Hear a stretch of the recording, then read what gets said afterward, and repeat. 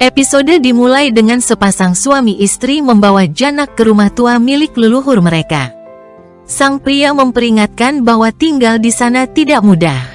Namun Janak justru kagum dan setuju menetap sementara. Di sisi lain, Anirudh dan Arshi pulang ke rumah. Sup menanyakan pernikahan di rumah Vihan. Arshi menuduh Anirudh berkhianat karena Janak adalah istri Vihan. Janak berbincang dengan pasangan tersebut tentang mata pencaharian mereka. Pria itu menjelaskan mereka mengambil pekerjaan kecil-kecilan. Janak menawarkan diri untuk bantu bekerja jika mendapat kesempatan. Kehadiran Janak mengingatkan mereka pada anak dan cucu mereka. Arshi mengancam akan pergi membawa bayinya jika Anirudh menghubungi Janak lagi. Anjana dan nenek mencoba menenangkan suasana demi bayi. Anirudh menyatakan ia telah mengorbankan mimpinya dan kini akan fokus pada pekerjaan.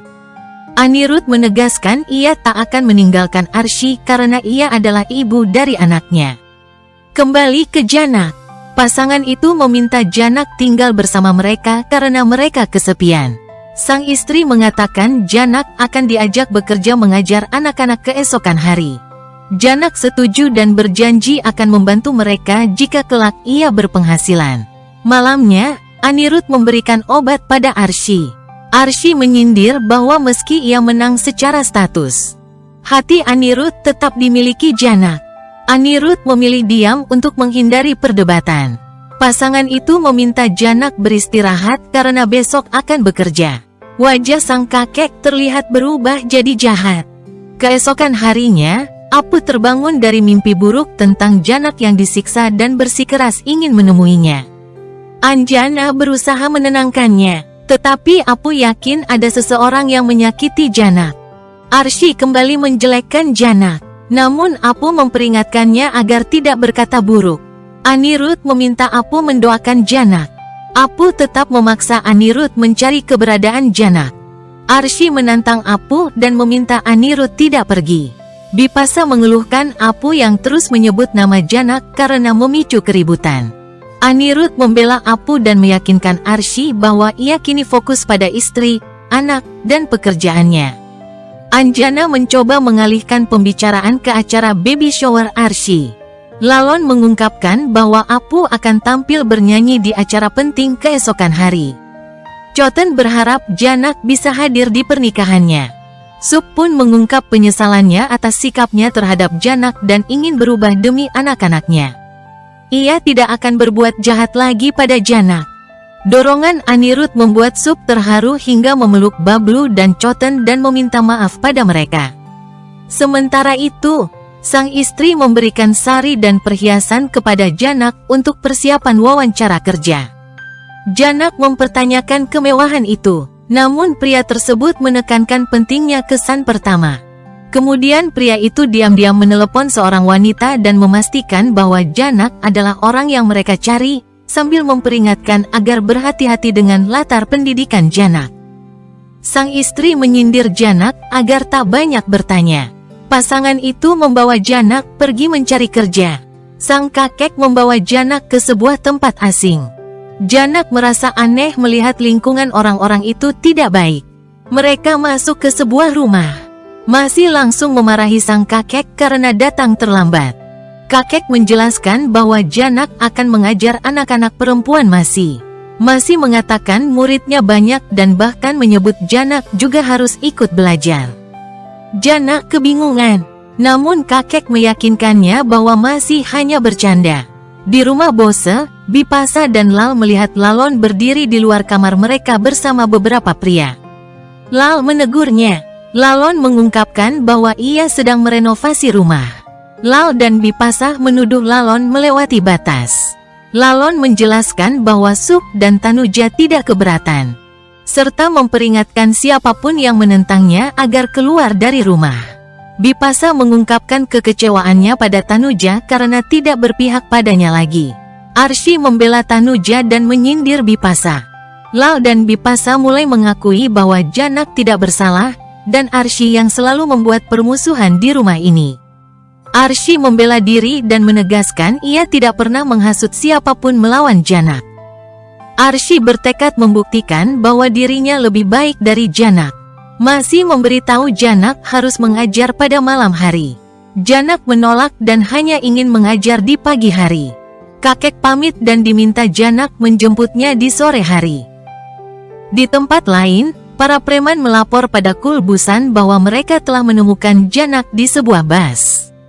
Preman meminta kesempatan lagi dan berjanji akan membawa Janak padanya. Kulbusan kemudian menelepon Tejas dan memerintahkan agar Janak diserahkan kepadanya. Sementara itu, Arsy menelepon Vinayak untuk menanyakan hubungan Janak dengan Sristi. Vinayak membenarkan bahwa semua tuduhan terhadap Sristi memang benar, Janak tidak bersalah. Arsy menceritakan bahwa ia melihat Janak bersama Vihan dan menjelaskan semuanya. Vinayak memarahinya karena terlalu ikut campur dan memperingatkan soal sidang pengadilan yang akan datang. Masih memperkenalkan Janak kepada para gadis yang akan menjadi muridnya. Para gadis itu justru tertawa seperti wanita yang tidak baik. Janak mulai ragu apakah keputusannya mempercayai mereka adalah sebuah kesalahan. Janak menanyai para gadis tentang latar belakang pendidikan mereka. Para gadis justru tertawa. Janak kebingungan dengan reaksi itu. Masih dengan kejam mengatakan bahwa Janak harus belajar dari para pria.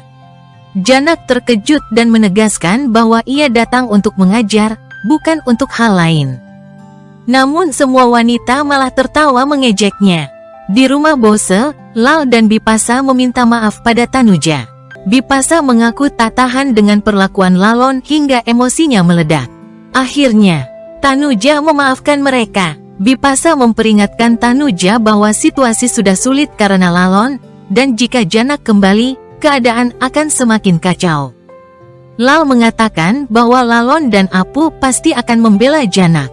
Tanuja mengungkap Sup ingin bertobat dan meminta maaf pada Janak. Bipasa yakin Arsy akan paling menderita jika Janak kembali dan menegaskan Lalon juga harus dihentikan. Kembali ke Janak. Masih dengan terang-terangan mengatakan bahwa Janak harus memuaskan para pria. Janak marah dan memperingatkan Masih agar tidak berbicara seperti itu dan menyatakan ingin pergi. Namun atas perintah Masih, para gadis mengunci pintu sehingga Janak tak bisa melarikan diri. Sementara itu, keluarga Dr. Sen datang ke rumah Bose untuk pernikahan Mimi dengan Dr. Sen. Ibu Dr. Sen menyatakan satu syarat pernikahan, Mimi harus memutus semua hubungan dengan keluarganya setelah menikah. Sup meminta maaf pada Mimi karena perbuatannya telah membuat keluarga malu. Tanuja memohon agar keluarga Dr. Sen mau mengerti. Ayah Dr. Sen kemudian menyinggung kasus Lalon dan Sristi. Bablu menyebutkan putusan pengadilan kasus Sristi akan keluar besok. Dr. Sen meminta orang tuanya tidak merampas kebebasan Mimi. Akhirnya, Ibu Dr. Sen menegaskan kebahagiaan anaknya adalah yang utama dan memberikan hadiah pada Mimi. Mimi terima dengan haru. Pernikahan Mimi dengan Dr. Sen disetujui. Di acara lain, Lalon dan Apu bernyanyi bersama dan mendapat tepuk tangan meriah. Apu dengan emosional mengungkapkan bahwa ia menderita penyakit serius dan mungkin tak punya banyak waktu. Ia khawatir Lalon akan menderita jika ia tiada dan memohon bantuan karena banyak dokter hadir. Dokter Sanjita maju dan berjanji akan mengobati Apu secara gratis. Lalon sangat berterima kasih padanya. Kembali ke tempat Masih mengungkap kebenaran mengejutkan, sang kakek telah menjual Janak kepada mereka. Janak hancur, menangis dan memohon agar dilepaskan. Namun Masih dengan dingin menyatakan bahwa Janak tidak akan pernah kabur dari tempat ini. Bersambung. Berikut ini cuplikan episode yang akan datang. Episode ini benar-benar membawa penonton ke titik paling gelap dalam hidup Janak. Dari harapan sederhana untuk bertahan hidup dengan bekerja jujur, Janak justru terjebak dalam lingkaran kejahatan yang perlahan menutup semua jalan keluarnya. Kebaikan hatinya dimanfaatkan, kejujurannya dijadikan senjata untuk menghancurkannya. Di saat yang sama, di rumah Bose, kebohongan, penyesalan, dan rasa bersalah saling bertabrakan. Anirudh terjebak antara kewajiban dan cinta. Arsy hidup dalam kecemasan karena tahu ia menang secara status tapi kalah di hati, sementara kebenaran tentang Janak mulai diakui oleh mereka yang dulu paling keras menyakitinya. Ironinya, saat sebagian orang mulai menyesali dosa masa lalu dan ingin menebus kesalahan pada Janak, justru Janak sendiri sedang berada di jurang paling berbahaya dalam hidupnya. Dijual, dikurung, dan dipaksa menerima nasib yang tidak pernah ia pilih. Akankah ada yang datang tepat waktu untuk menyelamatkan Janak? Sampai jumpa lagi di episode berikutnya.